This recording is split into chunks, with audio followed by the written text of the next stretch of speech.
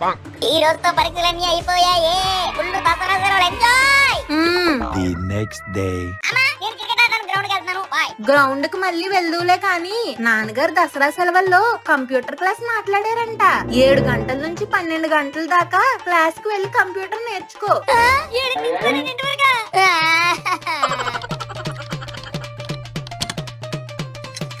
అమ్మా computer class అయిపోయింది కదా, నేను ఇప్పుడు కబడ్డీ ఆడుకోవడానికి వెళ్తాను.